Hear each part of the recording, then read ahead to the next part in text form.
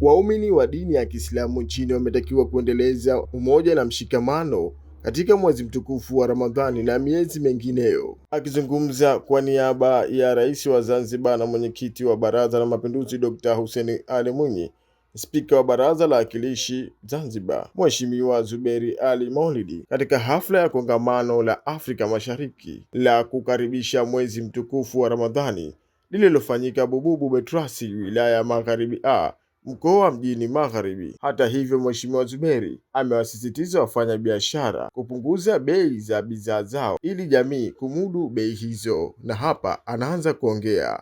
Nitoe wito kwetu sote kuendelea kuhimizana kwenye swali zima la umoja na mshikamano baina yetu kama alivyotuagiza Mola wetu mtukufu katika Qur'ani, Suratul Imran aya ya 103, na naomba kunukuu pale aliposema, na shikamaneni katika kamba ya Mwenyezi Mungu nyote kwa pamoja na wala msifarikiane, mwisho wa kunukuu. Mafundisho hayo ya dini yetu yanaonyesha wazi umuhimu wa swali la umoja na mshikamano, ambapo tija yake ni amani na utulivu katika nchi yetu. Serikali yetu inathamini mchango mkubwa unaotolewa na viongozi wetu wa dini na taasisi za dini hapa nchini katika kuimarisha amani, umoja na mshikamano wetu.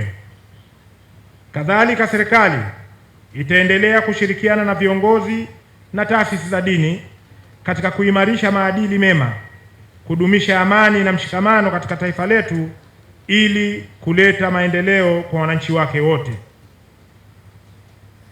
Sote tunalo jukumu la kuilinda na kuitunza tunu ya amani na utulivu wetu tulionayo ili tuendelee kupata maendeleo katika nchi yetu na kupata utulivu wa kumwabudu Mola wetu. Hivyo basi, nichukue fursa hii kuwaomba waumini wenzangu wote tuwe mabalozi wa kuitangaza amani na kuusimamia umoja na mshikamano wetu ili tuzidi kupata maendeleo ya haraka katika nchi yetu. Kwani katika mafundisho ya dini yetu yanatufundisha kuwa muumini wa kweli ni yule ambaye watu wanapata amani kupitia yeye.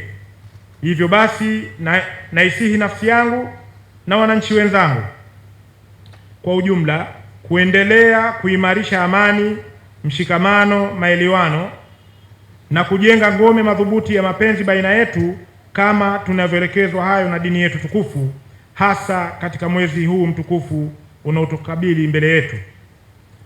Ndugu waumini na ndugu wananchi, kabla ya kuhitimisha hotuba yangu, naomba niendelee kuwakumbusha kuwa siku kadhaa zijazo tunatarajia kuingia katika mwezi mtukufu wa Ramadhani. Hivyo basi, nitoe wito kwetu sote tuingie katika mwezi huu tukiwa na nyoyo safi zilizojaa upendo na huruma baina yetu, sambamba na kusameheana kwa kila waliozozana ili tupate baraka za mwezi huu mtukufu. Kadhalika, nichukue nafasi hii na fursa hii kuwasihi ndugu zetu wafanyabiashara kuwafanyia upole na wepesi wa maisha ndugu zetu katika kipindi cha mwezi mtukufu wa Ramadhani kwa kuacha kupandisha bei za bidhaa ili tuweze kuchuma heri za mwezi huu mtukufu wa Ramadhani. Naomba niongezee hapo kidogo, tutakumbuka hivi karibuni Mheshimiwa Rais katika ziara zake katika misikiti aliwahi kulizungumzia hili na kuwaomba wafanyabiashara tuache utaratibu na tabia ya kupandisha bei kwa ajili ya kuwanusuru wanyonge walio wengi ili waweze kumudu mfungo, pia waweze kumudu maisha ndani ya mwezi wa Ramadhani. Kwa hiyo tujitahidi sana. Faida kubwa tunayoilenga kuipata ndani ya mwezi wa Ramadhani zaidi ni ya ibada kuliko ya biashara kwa kupandisha bei. Tulenge zaidi kufanya ibada, tukeshe kwenye misikiti, tufanye ibada, tusome Qur'ani.